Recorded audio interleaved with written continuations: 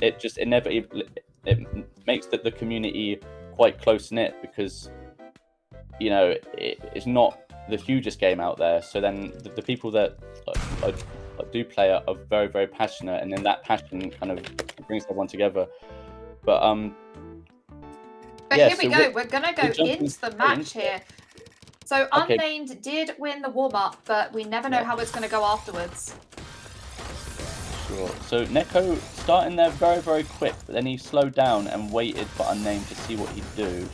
And that could be an example of his initial strategy here of maybe not going as fast as possible, just to feel Unnamed out and seeing what Unnamed is going to bring to the table.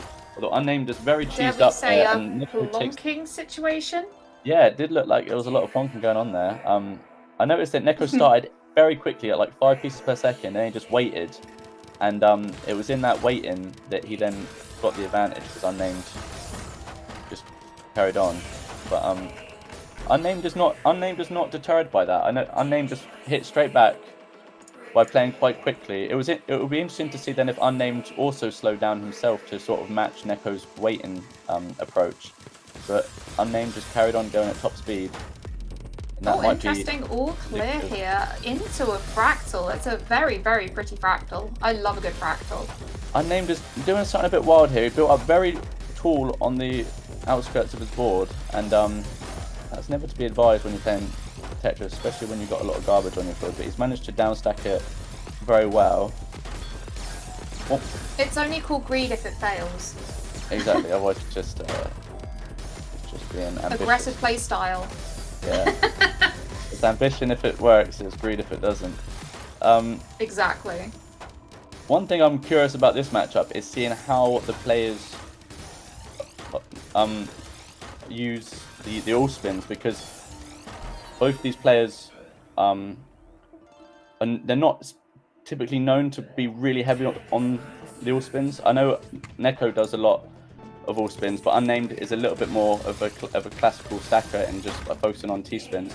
So I'll be very curious to see how they approach this from an all spin perspective, because I noticed that now in season 2 a lot of players are learning different all spins, and every tournament is very interesting to see what all spins the players have now learned, or ones they're trying to incorporate into their game. So that's something. And you can tell that Unnamed doesn't do a huge amount of all spin, because you can see that quite frequently that graphic of the damage that's potentially over from Neko appears, but you're not getting that as much on Neko's side. But it does show that you don't have to be all spin master to be great, but it's another tool that can help. 100%. I find if you don't use all spins as much as your opponent, you will end up stacking higher, because all spins are a really great way to maintain back-to-back while also keeping a low board state.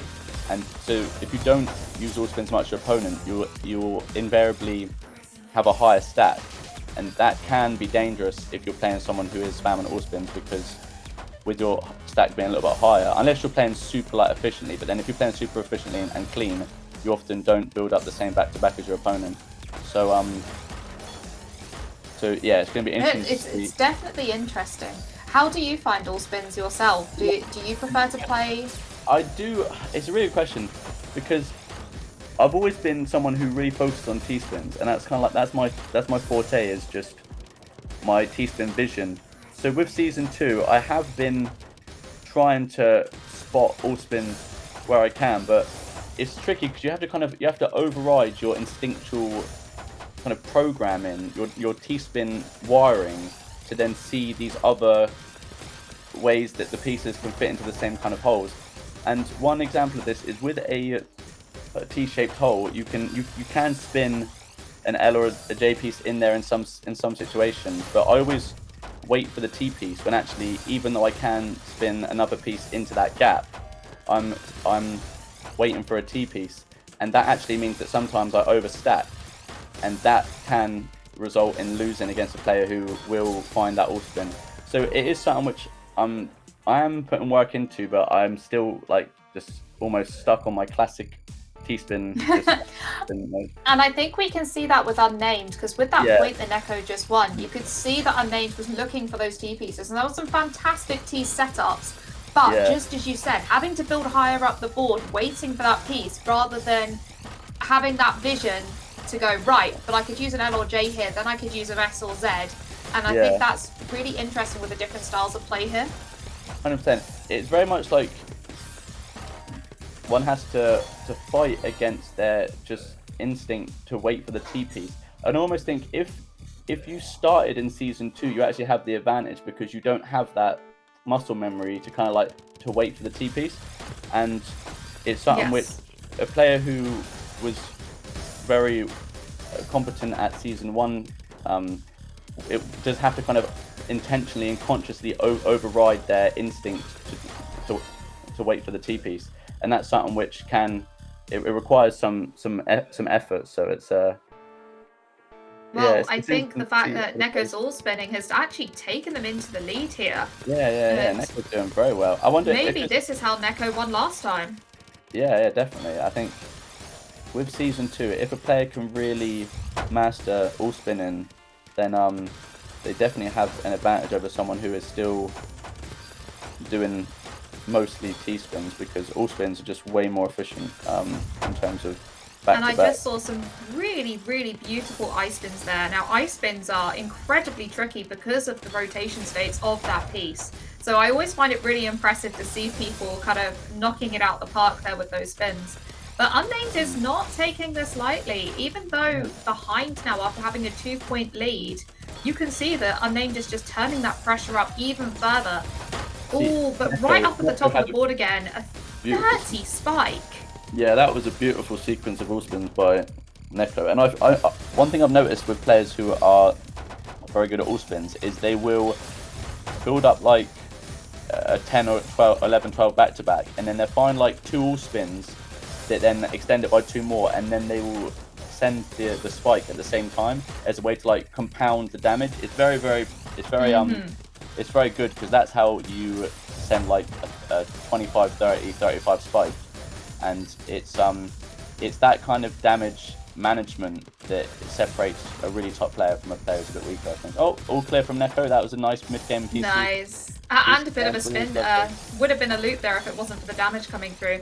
I think that's the biggest thing, is although Season 2 did bring this massively new mechanic in, it isn't overpowered because you need to kind of combine it with other things to take out top players. And the top spin, top combo I've seen a 61. A 61 spike? Yeah, from DL, naturally. I saw a 61 spike. What was the actual back-to-back? I'll have to, because I was commentating with Wiley, and you can tell, knowing Wiley, he got rather excited. Yeah, it's quite big. I will find it, but yes, that's the biggest I've seen. I've seen a couple of 50 pluses during ETM though. Doremi is very, very good at using the all spin. Yeah. And here we go. Unnamed starting to take points back and come back into the lead. This is such a close match, which you know makes sense given they are seeded 2 and 3. Yes, they're very similar in skill, and it'd be interesting to see if one pulls away, because at this with these two competitors, a lot of it is mental. Like a lot of it is how they're feeling on the day.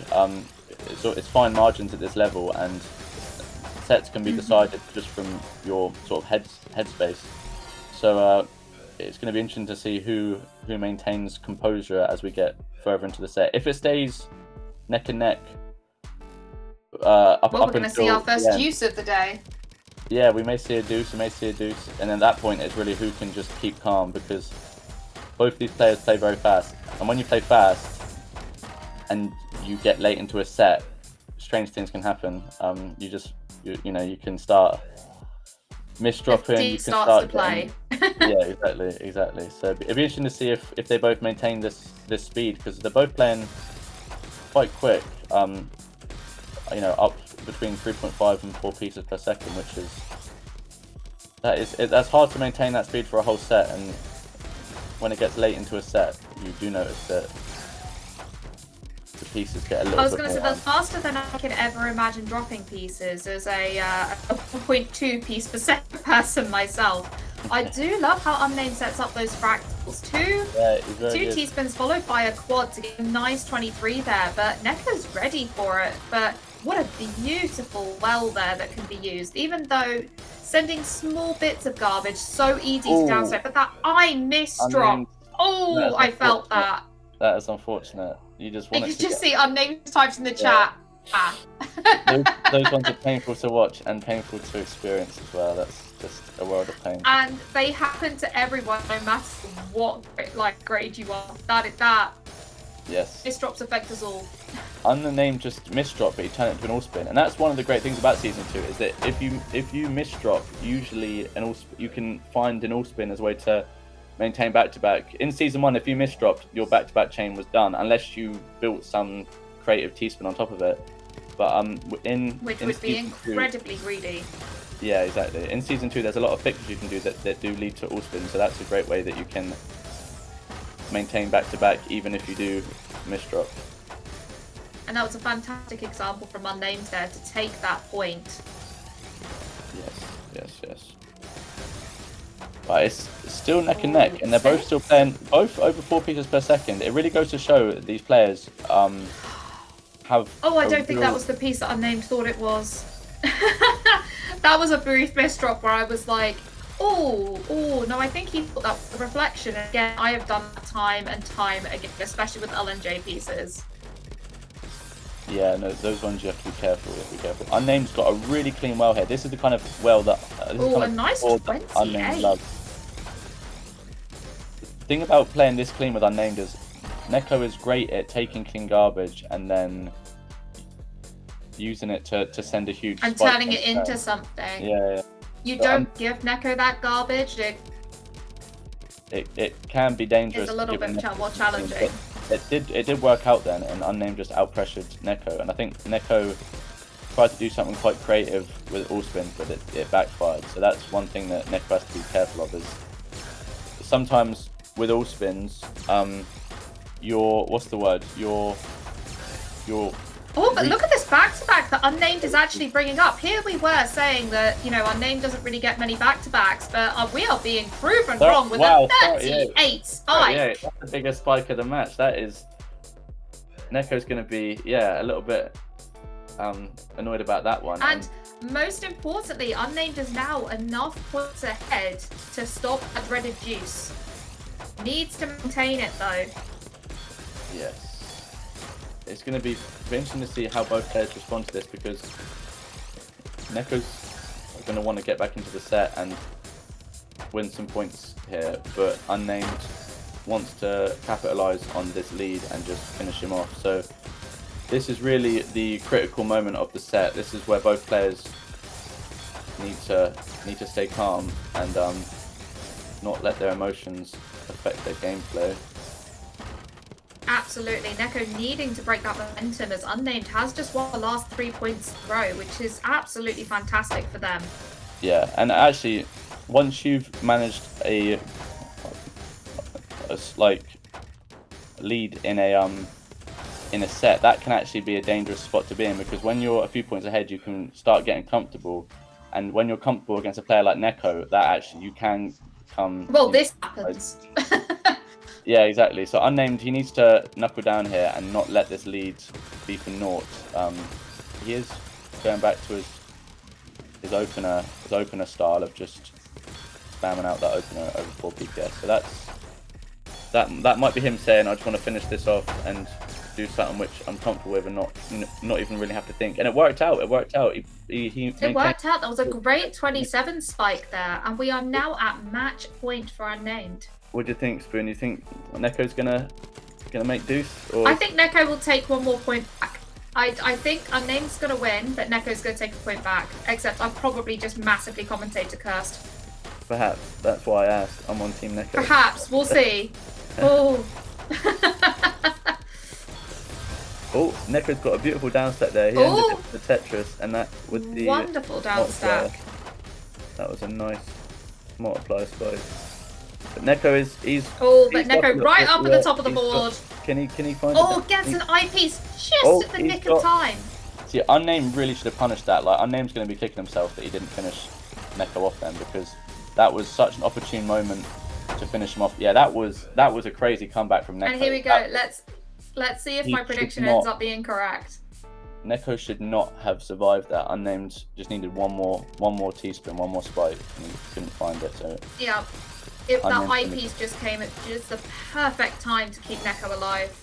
Unnamed kind of messed up his back-to-back there. He is at the disadvantage in this point. Neko, I find his down stack good garbage really there. good today. Neko's down stack is very good today. He's seeing a lot of down stacks, which maybe in previous weeks you wouldn't have seen so easily. Oh wow, Neko is really. Here we go. So come back at the last hour. Unnamed's got to really not let this bother him, because when you play at this speed, you can just let frustration pile up and mount up, and that can spell disaster. So Unnamed's got to just. And if Neko wins this point, we go to juice. See, Unnamed's just built so high on his left with the eyepiece there. That is not gonna. And that eyepiece not looking good. So we are at juice. See, I don't think Unnamed would have made that decision with the eyepiece at the start of the set. I think that was maybe fatigue. That was maybe frustration coming through there. That's not like him, and that was such a poor decision that it must have been. There must have been a factor that led to that, and it's probably Neko's aggression, Neko's speed. Definitely. I feel like throughout ETM, I have seen so much improvement through Neko over the past year. I think these matches are so much closer than they were a year ago, and that's got to play on Unnamed's mind. Yeah, Unnamed's. He wants to defend his dominance in Europe, so he doesn't want to let these matches slip away. So he's going to be. It is a pride thing for him. So that is going to play. That's going to have an effect, because when you're playing for your pride, sometimes you can become a little bit nervous. I know I've experienced that. And the pressure can sort of get to you, especially when you are known as one of the top players. Yeah, it puts a lot of pressure on yourself to do well, and that pressure can spike you out. It is.